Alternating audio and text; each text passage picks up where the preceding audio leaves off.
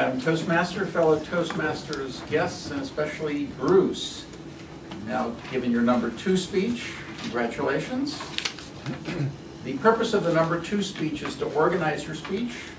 The objective is to have a clearly defined goal and have a clear opening, body, and conclusion. And you met those objectives. Your speech was well organized. It had a clear opening, it had a clear body, and it had a clear conclusion. Some of the things that you did particularly well in the opening is that you grabbed our attention right when you asked us a question. You said, "Do you know Korea?" And then gave a pause.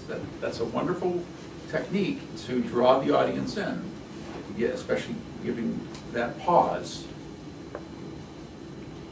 One of the other things you did well in the beginning was, because you needed to set up the PowerPoint and adjust the lectern and other things, you made sure that you took care of all those before you started. I didn't get a sense of frantic urgency. You were trying to get started, but there wasn't this communication with the audience and then fiddling and then communication. You waited until you were all ready until you started, and that was very good.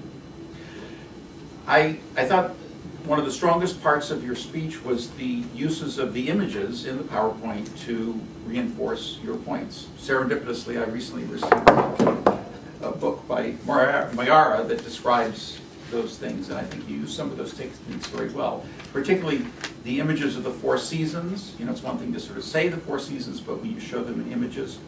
I like the way you use that timeline, particularly how you use the colors to illustrate things. So the black for the Japanese occupation, and black is kind of a dark color that illustrated a dark time in your country's history. And then the use of the divided red and blue part to illustrate the division between North and South. Again, that gave a visually powerful way of emphasizing what you were getting at. You had a very clear conclusion, and that leads me to a few suggestions that I would have. Your conclusion was signified by the statement, "That's all." I would refrain from using a statement like that. Instead, just use the conclusion to summarize what you had told us. The old, tell them what you're going to tell them, and then tell us what you told us, because there was a lot of information there. You covered a lot of things very slightly, which is fine. It was an overview like this. You can't go into any big depth. But remind us of what you told us, because you've given us a panoramic picture. A few other suggestions. Since this is your number 2, and I'm not going to restrict myself to just one.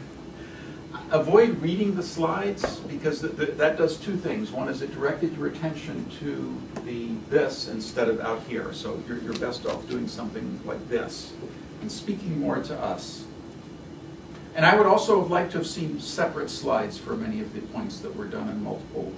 But overall, you were relaxed, you projected your voice well, and I could understand your diction. So congratulations, and I look forward to your future speeches.